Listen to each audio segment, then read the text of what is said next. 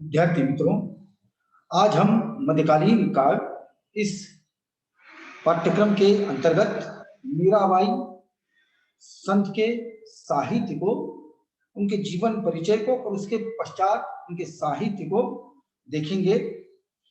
जैसे कि सभी लोग जानते हैं, मीराबाई का नाम या मीराबाई भक्तकालीन सगुण भक्ति धारा की कृष्ण भक्ति शाखा की ये प्रमुख जो है उपासक रही है। अर्थात कृष्ण के प्रेम में इतनी अधिक लीन ये हुई है जिसको हम जो है वह दीवानी जैसे कह देते हैं। इनका जन्म सन 1498 राजस्थान के कुर्की गांव में हुआ है और ये जो है मेवातिया राठौड़ रत्न सिंह की पुत्री थी। माता पिता की मृत्यु के पश्चात जो है इनका लालन पोषण जो है इनके दादाजी ने किया है और इनका विवाह चित्तौड़ के राणा सांगा के पुत्र भोजराज से इनका हुआ था और 7 वर्ष तक ही इनका सुखी जीवन संसार तो चलता रहा। लेकिन 7 वर्ष के बाद इनके पति की मृत्यु हो गई और जैसे ही मृत्यु हो गई तो ये जो मीरा है इनके ऊपर उनके जो देवर हैं विक्रमादित्य, तो उनकी गलत नजर जो है इन पर पड़ने लगी और इसी से बचने के लिए मीरा जो है मंदिर जाने लगी। कृष्ण के भक्ति में जो है वह अधिक लीन होने लगी या अधिक समय वहां पर वह देने लगी। होता क्या है कि इसी कारण हुआ क्या है कि कृष्ण भक्ति में उनका मन अधिक रमने लगा। वो भगवान कृष्ण के गीत रचकर पांव में घुंघरू बांधकर गाने और नाचने लगी। लोक लाज और कुल मर्यादा की परवाह किए बगैर वो भगवान भक्ति में ही अपना समय जो है बिताने लगी है। राधा विक्रमादित्य सास संगे संबंधी तथा साथियों ने इसे रोकने का बहुत प्रयत्न किया, लेकिन किसी का भी वश मीरा पर नहीं पड़ा है। वो लोक लाज त्याग कर कृष्ण के भक्ति में लीन हो गई। इतनी ही नहीं, इतना मतलब अधिक वो लीन हो गई कि उसने अपने पैरों में घुंघरू वगैरह बांधकर कृष्ण के प्रेम में ही गीत गाना शुरू किया, सब नाचना वगैरह भी शुरू किया। अब ये कुल की मर्यादा, राजघराने की बहू, इस कारण क्या है राजा विक्रमादित्य ने इनको जो है जहर तक पिलाने का प्रयास किया, लेकिन उसमें भी वो सफल नहीं हुए और इसी कारण वो जो है वृंदावन छोड़कर जो है द्वारका चली गई और वहीं पर रणछोड़दास के मंदिर में रहने लगी। लंबे समय तक वो वहीं पर रही और अंत में उनकी मृत्यु भी उसी मंदिर में जैसे हो गई। अब देखिए, उनके जब हम साहित्य की बात करते हैं, ये तो केवल उनका जीवन परिचय संक्षेप में था। अब हम उनके साहित्य की बात अगर कर दे तो मीरा ने हजारों पद लिखे हैं। कई विद्वान 1200 से 1300 तक पद क्या, इनके जो पदों को भजन कहा जाता है। आज भी उत्तर भारत में इनके पद या इनके भजन आज भी गाए जाते हैं।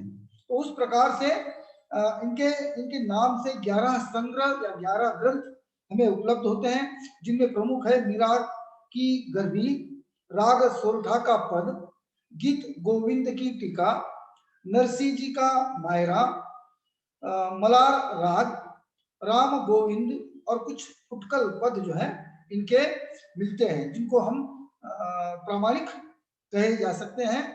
और जैसे हमने ऊपर कहा कि इनकी जो भक्ति है तो कृष्ण भक्त है, सगुण भक्ति धारा की ये कवयित्री रही है, लेकिन इनकी जो भक्ति की भावना है वो माधुर्य भाव की भक्ति है।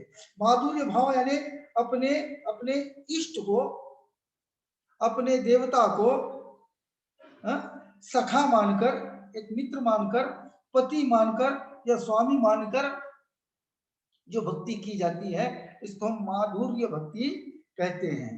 क्योंकि एक देखिए, उनके साहित्य को परखने पर, उनके साहित्य का अध्ययन करने पर हमें, जब मैं तो ये निष्कर्ष निकाल देता हूँ, ये कह सकता हूँ कि एक काफी जो है वह विद्रोहिणी कवि कवयित्री रही है। इनकी जो साहित्य की भाषा है, जाहिर बात है राजस्थान से इनका संबंध रहा है और इस कारण ही इनकी भाषा जो है राजस्थानी मिश्रित ब्रज भाषा है। इसके पूर्व मैंने कहा था जितने भी कृष्ण भक्त कवि हैं उन्होंने अपने साहित्य के लिए ब्रज भाषा का ही प्रयोग किया है। मीरा जी ने भी ब्रज भाषा का ही प्रयोग किया, लेकिन राजस्थानी मिश्रित, क्योंकि राजस्थान से संबंधित होने के कारण, और फिर कुछ एक गुजराती भाषा के भी कुछ एक शब्द उनके साहित्य में मिलेंगे। बहुत ये फिरती रही है, वृंदावन गई, वहां से द्वारका चली गई, इस कारण कुछ पंजाबी और कुछ जो है खड़ी बोली के भी शब्द जो है इनमें दिखाई देंगे। अंततः हम कह सकते हैं कि इनके साहित्य में सरलता, मधुरता, स्पष्टता, सहजता आदि जो है हमको इनके साहित्य की भाषा की विशेषताएं हमको दिखाई देती है। और जैसे मैंने कहा कि संगीत की दृष्टि से भी इनके पद महत्वपूर्ण है, जिसको हम गेय शैली के पद कहते हैं। तो उस दृष्टिकोण से इनके पद भी जो है गाने योग्य है, गेय जिसको हम कहते हैं।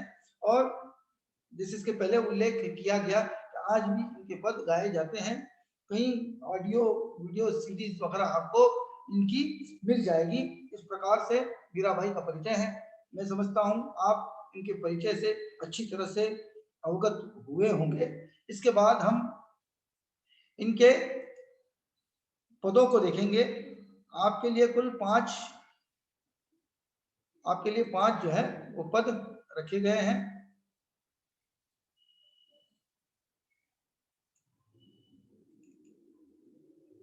जैसे पद आपके सामने आएंगे आपको समझ में आ जाएगा।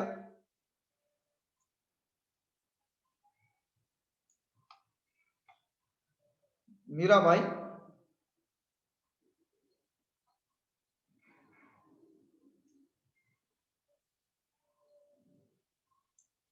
ये इनका पहला पद हम देखेंगे। आपके स्क्रीन पे शायद दिख रहा होगा। मैंने कहा कि राजस्थानी भाषा के कुछ शब्द भी आएंगे। राजस्थानी जो हिंदी की ही एक जो है वह बोली है। तो देखिए पद, मैं पद और उसके अर्थ को यहाँ पर स्पष्ट करूंगा।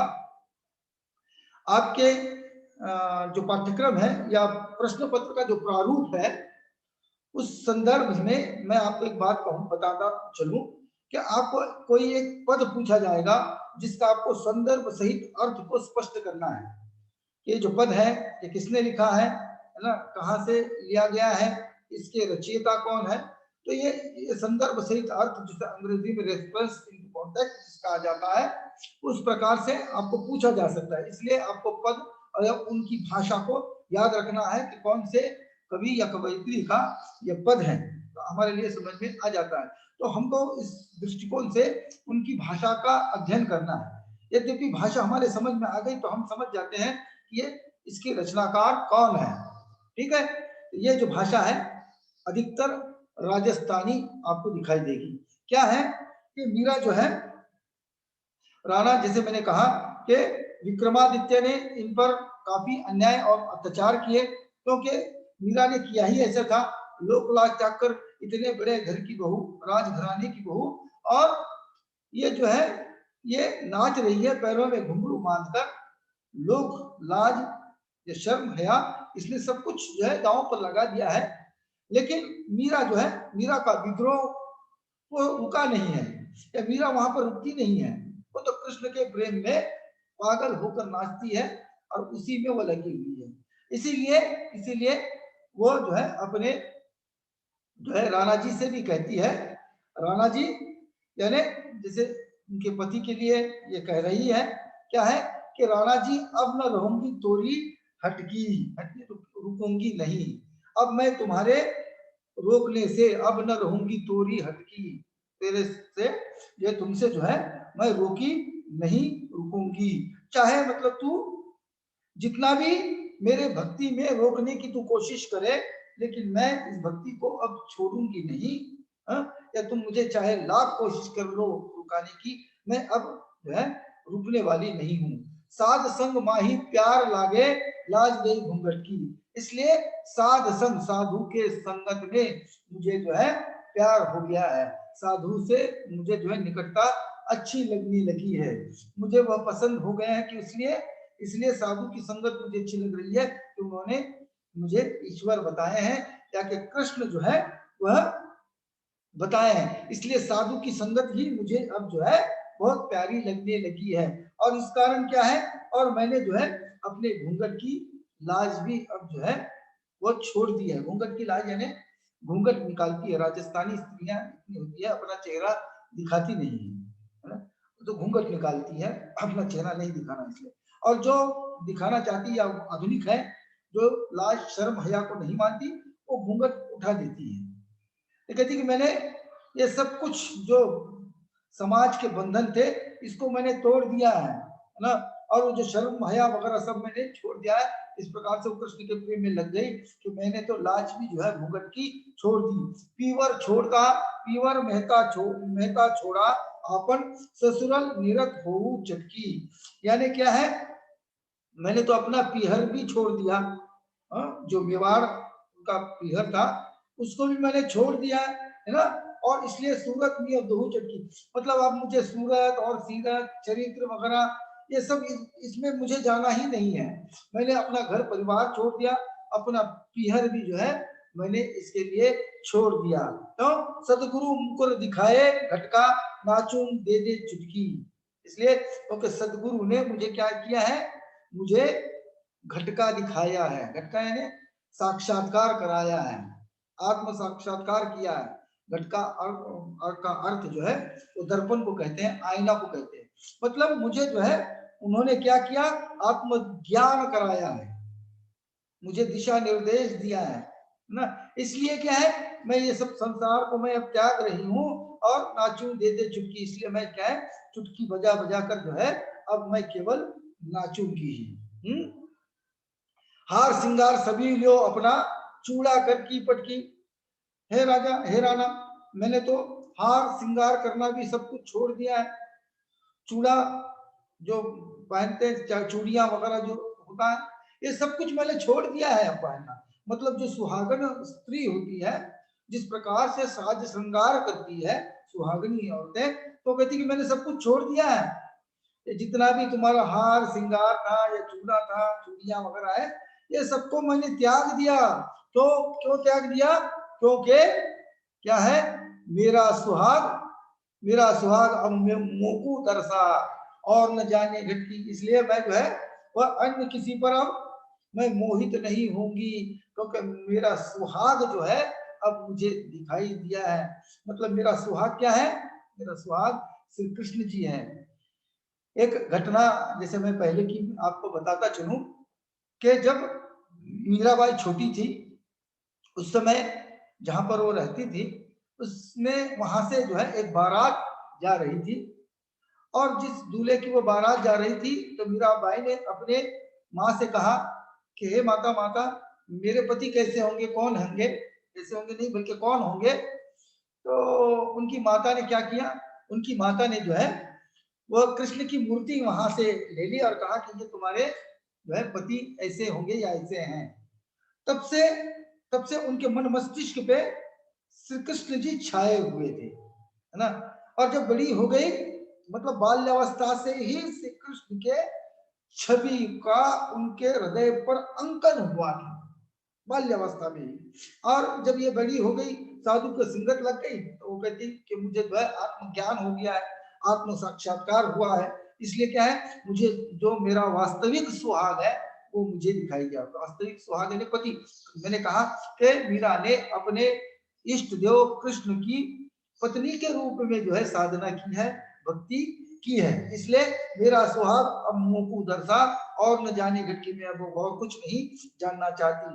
महल किया राणा मोही न चाहिए, इसलिए हे राणा, मुझे जो है कोई महल राज घराना जो ना, राज महल वगैरह मुझे कुछ नहीं चाहिए। मैंने तो ये सब कुछ त्याग दिया है, मुझे कोई महल से अब क्या है रुचि नहीं है, कोई आकर्षण मुझे जो है वह महल का रहा भी नहीं है। मैं जैसे तैसे जगह पर ये झोपड़ी में मैं रह लूंगी ना, सारी रेशम पर की, और मैंने सब कुछ त्याग दिया। अब मुझे आपके रेशम की साड़ी भी नहीं चाहिए, ना मुझे महल चाहिए, मैंने साज श्रृंगार करना भी सब कुछ छोड़ दिया। क्यों? क्योंकि मुझे मेरा सुहाग दिखाई दिया है। कृष्ण के प्रेम में देखिए कितनी जो है ये लीन हो गई, इसीलिए मीरा को पगली कहते हैं। कृष्ण के प्रेम में ये दीवानी हुई है।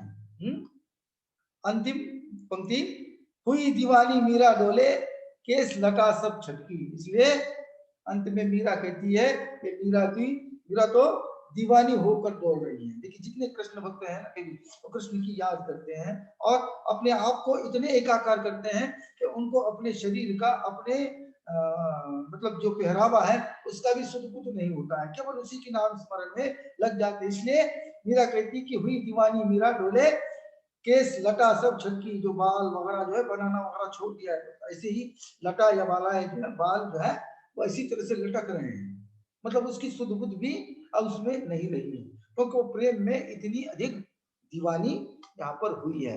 शायद ये पद आपके समझ में आ गया होगा, जो पहला पद था। दूसरा पद भी ठीक इसी प्रकार से है कि मीरा को जो है इस पगलेपन पर या कृष्ण के प्रति अधिक प्रेम पर, या ये कहें कि समाज क्या कहेगा, लोक लाज सब छोड़कर जब ये कृष्ण के भक्ति में लीन हो गई, ये साधु संगतियों के साथ रहने लगी, अर्थात निम्न स्तर या निम्न वर्ग के लोगों में ये रहने लगी, तो लोग क्या कहेंगे? लोग तो चर्चा करेंगे ही, है ना। जो समाज है, समाज तो चर्चा करेगा कि इतनी बड़े राजघराने की कुलवधू और ये नाच रही है, साधु के साथ रहती है, उनके संगत में रहती है, इसलिए सभी लोग उसको समझाने का प्रयत्न करते हैं। उनकी सहेलियां समझाती है, सास ससुर समझाते हैं, सभी लोग समझाते हैं, लेकिन मीरा जो है किसी का सुनती नहीं है। उसी संदर्भ में प्रस्तुत पद है। पद क्या है देखिए, अब मीरा मान लीजी मारी, हो जी थानने सखियां बरदे सारी। कहते सखियां जो है साथ, उनकी जो सहेलियां है वो उसको बोल बोल कर, समझा समझा कर हार गई। अपनी बात को मनाने के लिए बार बार सखियां उनसे कहती रही कि ये सारी जो चीजें जो तुम कर रही हो ये गलत है, इसलिए हे मीरा मान लीजिए हमारी, मेरी बात को मान लो, है ना।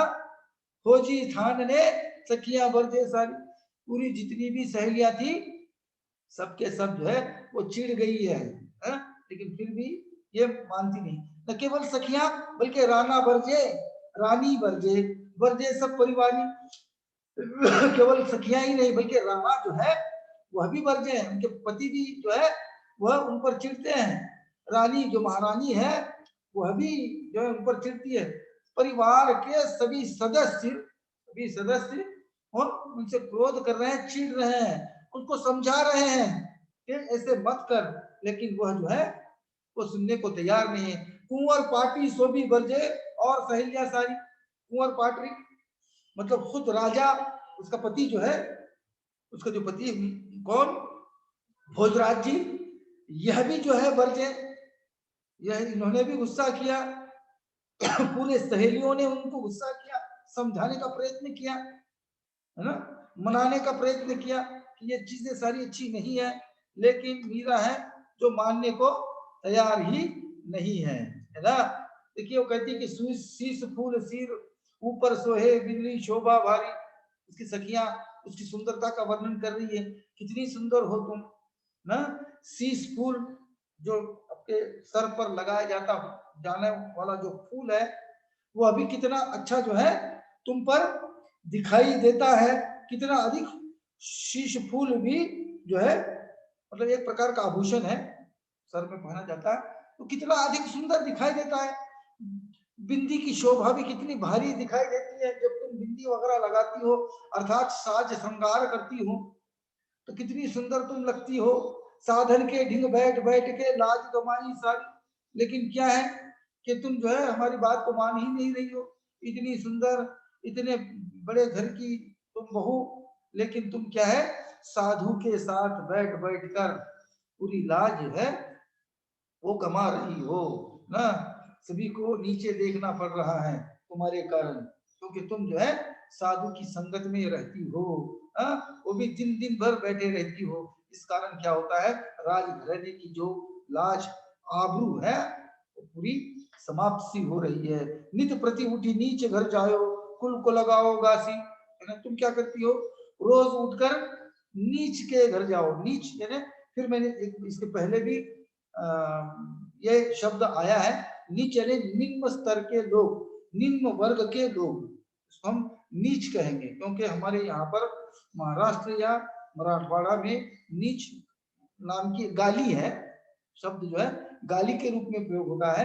लेकिन यहाँ पर जो शब्द प्रयोग हुआ है वो निम्न स्तर के लिए, निम्न स्तर का जो समाज, अब साधु संत है ये सादे ही होते हैं, ये गरीब होते हैं, है ना।